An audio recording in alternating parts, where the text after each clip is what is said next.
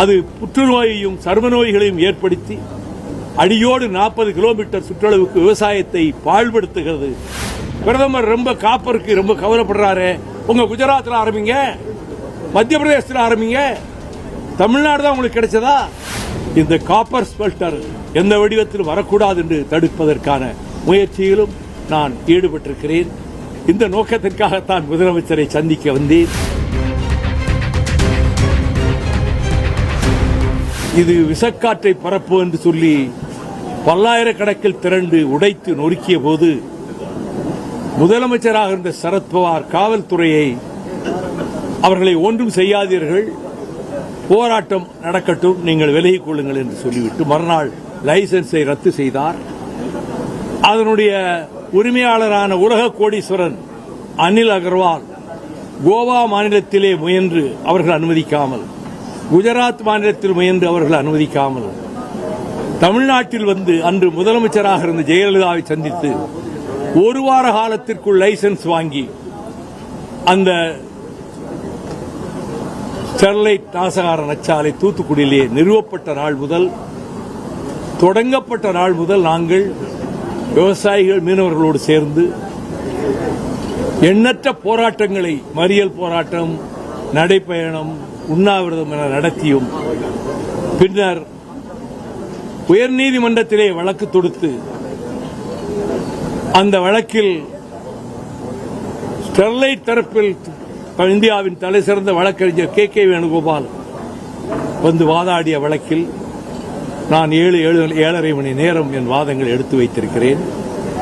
Sterlite ஆலை நிரந்தரமாக மூடப்படும் என்ற தீர்ப்பு கிடைத்து அந்த உரிமையாளர் அனில் அகர்வால் உச்சநீதிமன்றத்தில் தடையாணை பெற்று மீண்டும் ஆலை இயங்க தொடங்கி அதற்கு மேல் மீண்டும் மேலும் வழக்குகளை தொடுத்து அந்த வழக்குகள் 33 வாய்தாக்களில் நானும் கலந்திருக்கிறேன்.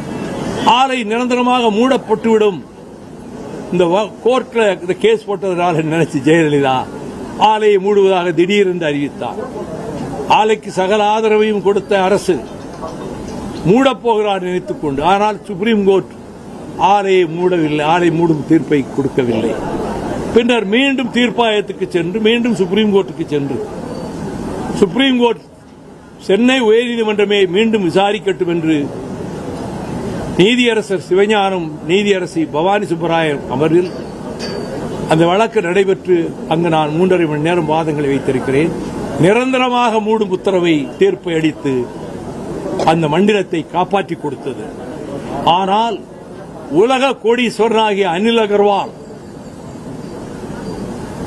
இன்றைக்கு பல நாடுகளிலே Vedanta group has been blacklisted. தாமிரம் கிடைக்கவில்லை இந்தியாவில், அது வெளிநாட்டிலிருந்து இறக்குமதி செய்ய வேண்டியிருக்கிறது. இதை பிரதமரும் ஒடிசாவிலே போன வாரம் பேசினார். இப்பொழுது 399 ஏக்கர் சிப்காட்டிலே முதலில் ஜெயலலிதா ஆட்சி காலத்திலேயே 99 வருடங்களுக்கு இந்த வேதாந்தா குழுமம் லீஸுக்கு வாங்கிவிட்டது. அந்த லீஸை ரத்து செய்வதற்கு சிப்காட் இதற்கு இப்பொழுது ஒரு உத்தரவு போட்டாலும் அதற்கு தடை ஆணை பெற்று வழக்கு நடக்கிறது. அந்த வழக்கிலே நானும் இணைந்து ஒரு சார்பில் வாதாட திட்டமிட்டுக் கொண்டிருக்கிறேன். இப்பொழுது அனில் அகர்வால் எப்படியாவது அந்த ஸ்டெர்லைட்டை வேறொரு வடிவத்தில் கிரீன் காப்பர் என்ற பெயரில் மீண்டும் கொண்டு வந்து நிறுவுவதற்கான முயற்சியில் ஈடுபட்டிருப்பதால் நம்முடைய முதலமைச்சர் அவர்களை ஒருவேளை சந்திக்க முனையலாம், இந்த அரசிடம் அனுமதி வாங்குவதற்கு முயற்சிக்கலாம். அதற்கு இடம் கொடுக்கக்கூடாது. அது புற்றுநோயையும் சர்ம நோய்களையும் ஏற்படுத்தி அடியோடு 40 கிலோமீட்டர் சுற்றளவுக்கு விவசாயத்தை பாழ்படுத்துகிறது இந்த காப்பர் ஸ்மெல்டர். அது வேறு வடிவத்தில் தாமிர தொழிற்சாலை என்ற பெயரிலே அங்கு வர அனுமதிக்கக்கூடாது. நீங்கள் இந்த அரசு, தாவேக அரசு அதற்கு இடம் கொடுக்கக்கூடாது என்பதை வலியுறுத்தி விரிவான ஒரு memorandum both in English and Tamil நான் முதலமைச்சர் மாண்புமிகு ஜோசப் விஜய் அவர்களிடம் தந்து இந்த பின்னணியை சொல்லியிருக்கிறேன். மகாராஷ்டிரா லைசன்ஸை ரத்து பண்ணவுடன் கோவாவுக்கு சென்றார், கோவா விரட்டி அடித்தது. குஜராத் உள்ளே வராதே என்றது. இப்ப நான் கேட்கிறேன், பிரதமர் ரொம்ப காப்பருக்கு ரொம்ப கவலைப்படுறாரு. உங்க குஜராத்தில் ஆரம்பிங்க, மத்திய பிரதேசத்தில் ஆரம்பிங்க, தமிழ்நாடு தான் உங்களுக்கு கிடைச்சதா? ஆகவே இந்த எந்த காரணத்தை முன்னிட்டும் அங்கே கொண்டு வந்து மீண்டும் தாமிர தொழிற்சாலை அமைக்க அனுமதிக்க கூடாது என்பதற்காக நாங்கள் பொதுக்கூட்டம் போடும். 2ஆம் தேதி கூட தூத்துக்குடியில் பிரம்மாண்டமான ஒரு பொதுக்கூட்டம் ஏற்பாடு செய்திருக்கிறோம். மார்க்சிஸ்ட் கம்யூனிஸ்ட் கட்சி, இந்திய கம்யூனிஸ்ட் கட்சி, விடுதலை சிறுத்தைகள் கட்சி, இன்னும் பல்வேறு அமைப்புகள், விவசாய அமைப்புகள் அதிலே பங்கெடுக்க இருக்கின்றன. இந்த கோரிக்கையை மிக அமைதியாகவும் நாம் நீண்ட நேரம், இந்த அளவு சுருக்கமாக கூட சொல்ல, நீண்ட நேரம் விளக்குவதற்கும் முதலமைச்சர் அவர்கள் சந்தர்ப்பம் கொடுத்தார்கள். விரிவாக விளக்கியிருக்கிறேன். இன்னொரு கோரிக்கை வைத்தேன், அது தனிப்பட்டது.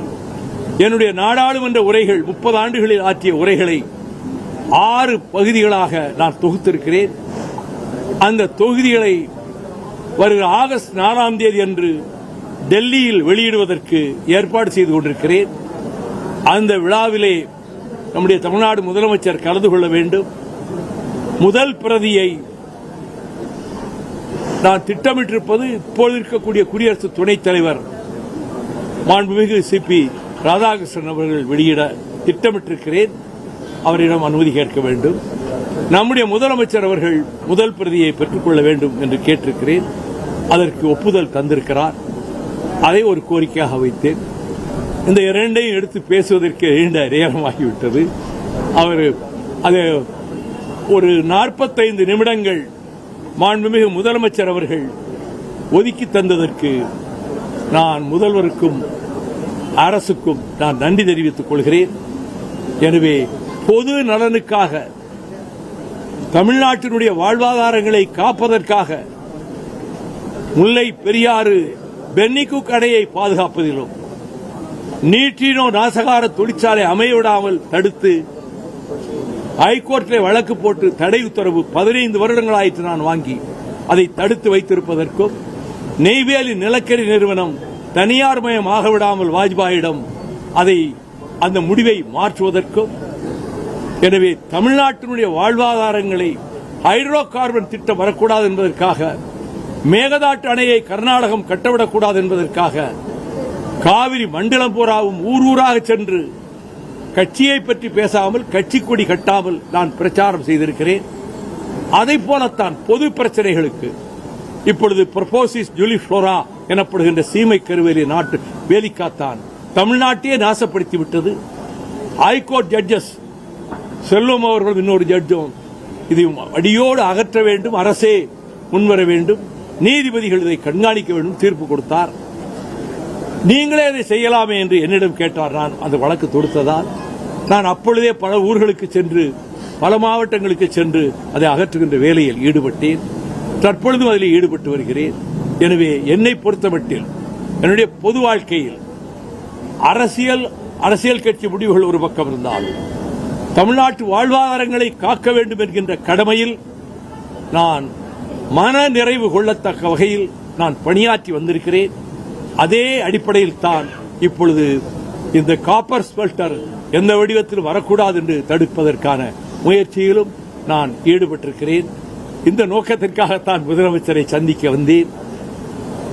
என்ன சொல்ல வேண்டுமோ அதை விளக்கமாக எடுத்து சொல்லியிருக்கிறேன். அந்த சந்திப்பு எனக்கு மனதிற்கு மன நிறைவை தந்தது.